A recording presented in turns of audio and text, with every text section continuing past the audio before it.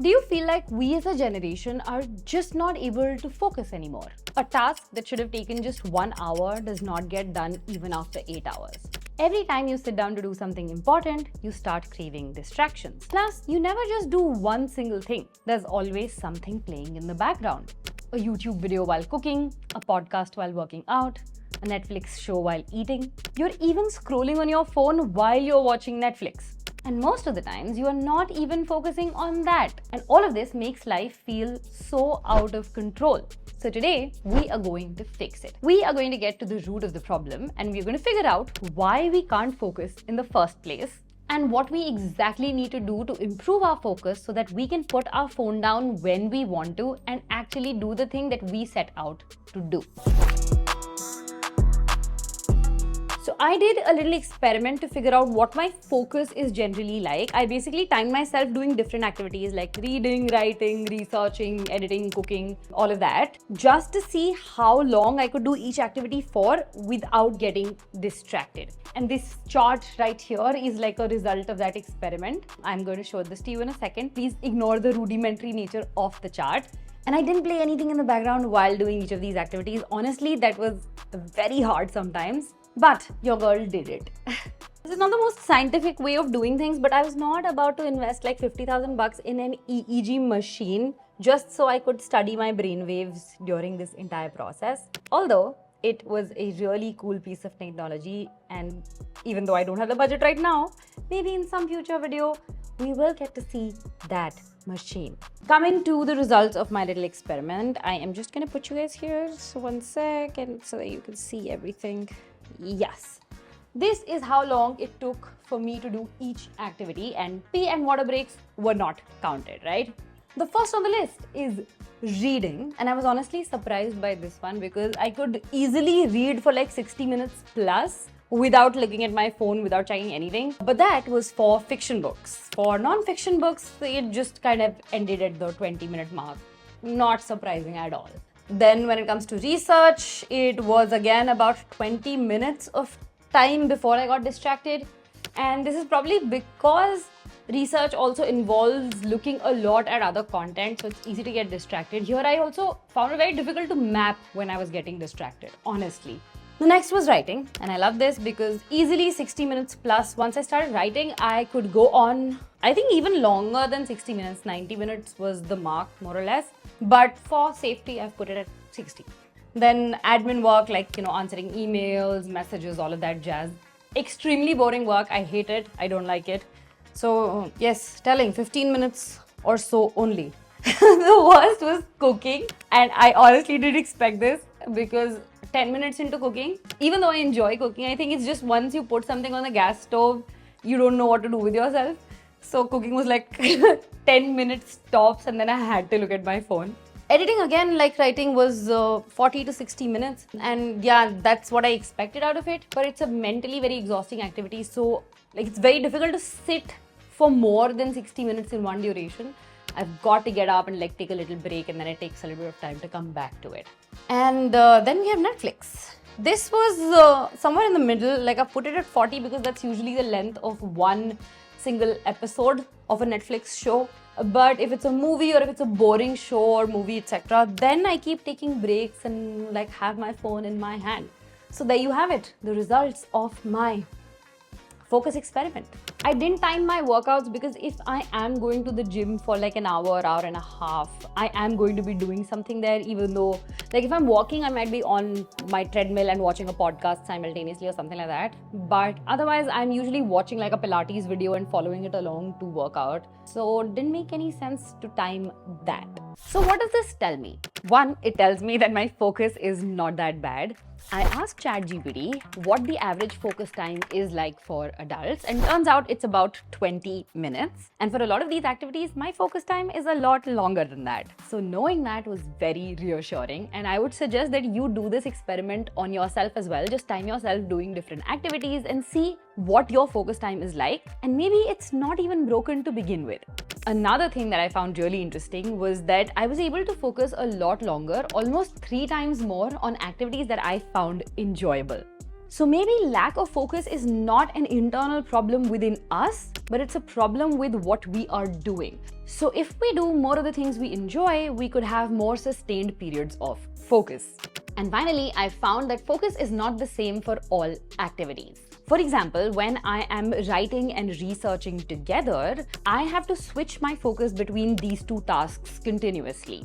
This is called alternating focus. And when I have to do this on a very regular basis, I end up getting distracted more easily because it's very difficult for me to switch focus continuously. But when I'm doing something like editing or designing, where I'm completely zoned into that one particular task, it is very easy for me to focus and get into the zone because I'm not having to switch focus continuously. And that way, I can spend hours doing that task. So I did a little more research, and turns out that there are multiple different types of focus, and you can see all of them on screen right now. And improving these different types of focus requires different techniques. So it helps to understand what is the type of focus that you're trying to improve in the first place.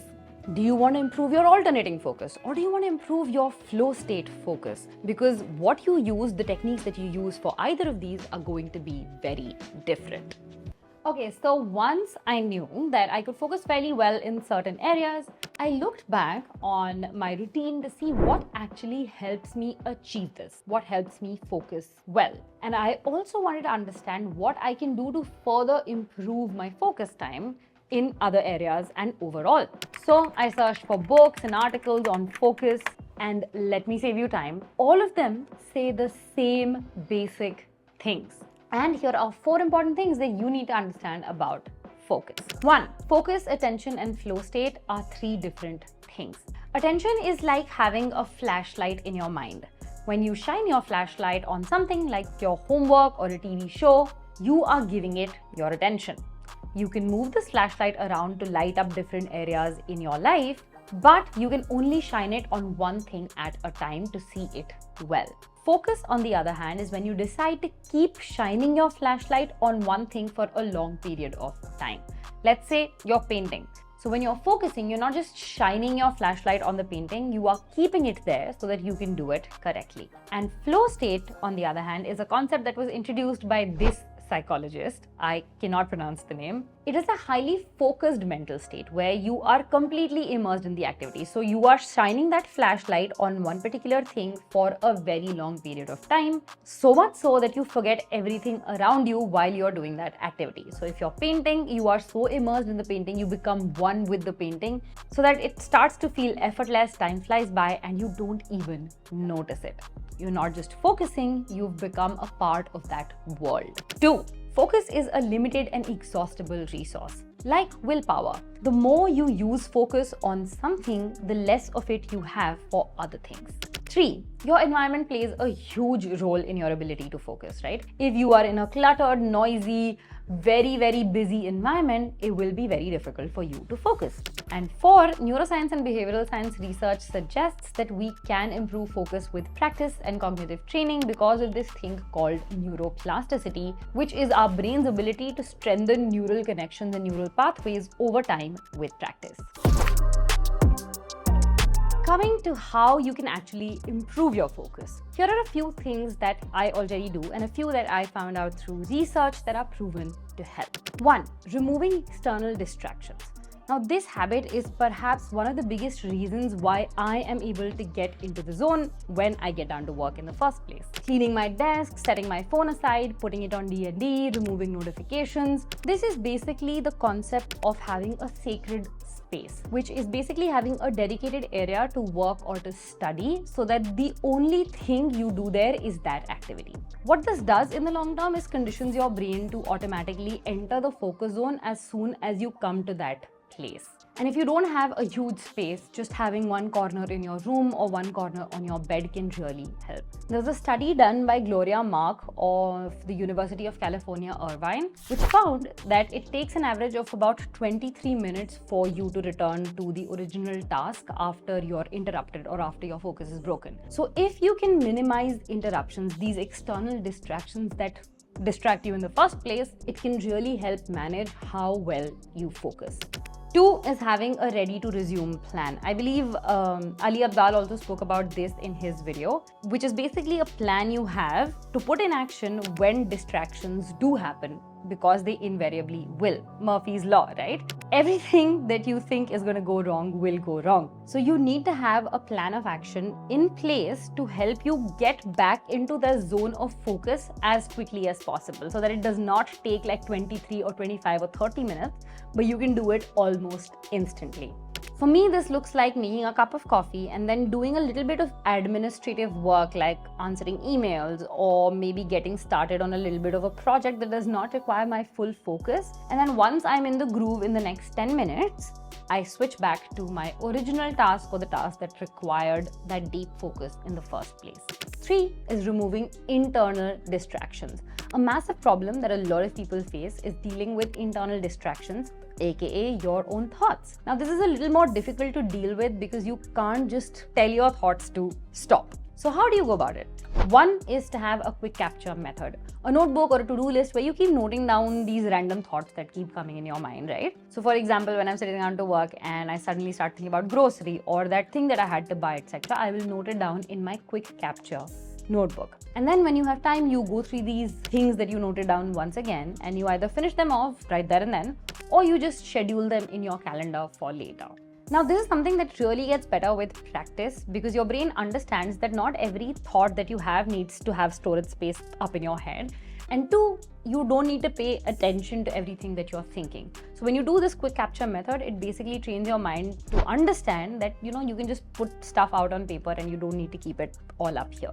Another thing that you can try, especially if your thoughts become extra bothersome in complete silence, is to play focus music or lo-fi beats music that can help you concentrate. Certain frequencies have also shown to help increase focus while working, so you can try those as well. I personally like to work in complete silence because even if there's the slightest distraction like music or tuk-tuk going on outside of construction, etc., it really hampers my ability to focus. But I also know people who cannot work in complete silence, who require some sort of white noise or like focus music in the background, so this can be something that's incredibly helpful. 4 is gaining clarity on what to do. Now, this is another internal distraction for me that is a very bothersome, right? If I am not clear on what to do or what to start with, I will fidget and I will procrastinate, and then it takes a lot longer for me to get into the focus zone. So I find that creating a to-do list before I begin working, like right before I begin working, really helps. So it basically helps streamline my thoughts, makes me understand what is a priority right now. Even if I have created that to-do list in the past, like if I've created it the night before, I will still sit down before I sit down to work and create a to-do list again of everything I need to do. And this basically helps my mind categorize things correctly so that I can start to focus on the task at hand. Now, most books and articles on improving focus also talk about time blocking, which is basically blocking out chunks of time in your calendar to do specific tasks. But the problem is that it's not as simple as it seems. This is because different tasks in your life require different cognitive load and effort, which is mental load and effort. For example, when I am writing and researching, it takes a lot of brain power for me. Usually, it will take me about 4 hours to complete a video script, like a basic 10-minute video script, right? But if I get distracted in between, or if I haven't slept well the night before, or if I've had too much work, then it is going to take me even longer, which makes it difficult to put it on a schedule or on a calendar because I don't know how my brain is going to work that particular day. So I personally only put meetings and like shoot timings, things that I know that are going to get done in that week on a specific time in the calendar. But as a general rule of thumb, calendar blocking does not particularly work very well for me as a means to improve focus. Another issue that I've personally faced in terms of focusing is that of having hard work hangovers. Let's say that I had a very productive Monday where I was able to focus very well on the tasks at hand. I was able to get a lot of work done as well without a lot of distractions. But because focus is a limited mental resource, the next day I often don't have the energy and the capacity to do high focus tasks. For example, today I am filming this video. I have spent the entire day filming this video. Tomorrow, I will not have the energy and the mental capacity to have a high focus shoot day. It's taken me quite a bit of time to understand this pattern, honestly. So now I try and alternate my high effort and high focus days with low effort and low focus days.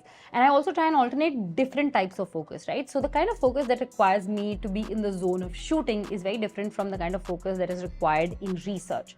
So I will probably try and alternate a shoot day and a research day. And this basically helps make my overall week quite productive without me burning out. I also deal with this particular problem by following my focus periods. Now, all of us have these periods in the day when it is easier for our mind to do focused work, right? It takes a little bit of observation to figure out what these are for you. And I've spent a lot of time observing my own patterns and my own behaviors. And I have found that in the afternoon between 12 to 4 and then in the evening between 6:30 or 7 to 9 is when I am able to sit down and focus very well. Keeping in mind, of course, all other variables. So on days when I have to do focused work, so when I have to sit down and write a script or when I have to sit down and shoot, I will try and do it in these particular time slots. I will not try and do it right, very early in the morning, or I will not try and do it right after lunch when I know that my energy is going to be down. And this basically helps me get a lot of work done very efficiently. The next thing you need to keep in mind is that focus is as much mental as it is physical, which means if you are not physically resting and recovering, it will be hard for you to be performing at peak focus. I found that on days that I do not go to bed on time and on days that I continue scrolling on my phone at night in my bed, my ability to focus the next day becomes a lot worse. Sleep needs to be a priority because it allows your mind and your body to recover and fills up your focus cup once again. Now, so far, we have discussed improving focus to improve work and efficiency. So if that learning was your goal, then this video is pretty much done for you. But our ability to focus impacts every area of our life, which is why you probably struggle constantly with being on your phone, procrastinating, not being able to get into the flow state, and not being able to do anything without something playing in the background.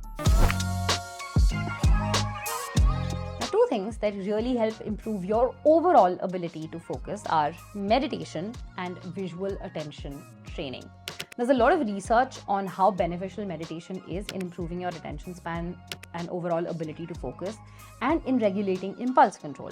But I'm not just saying it, I also kind of tested it out. So I spent 10 minutes meditating in the past week before I started doing my focused work, like scripting and editing, and that alone increased my focus time to 90 minutes from 60 minutes that we tested out earlier. And all I did was sit with my eyes closed and just focused on my breathing. Another thing that has been found super helpful in significantly improving focus is visual fixation or focus training exercises. There was a 12-week training program held on elementary school students that found that their attention span improved significantly after doing a particular exercise of focusing on a dot for that 12-week duration. The Indian version of this is Tratak, where you basically focus on a diya or a candle flame for an extended period, and that helps improve your ability to focus. Now, in this experiment, I have not tried it, but as kids, my mom used to make us do this, and I can tell you that I was an extremely focused kid. Whatever I was doing, I was completely engrossed and focused on that activity. Does it work? I think so, but I would highly recommend that you go and try it yourself as well and see whether it makes a difference to your focus levels too.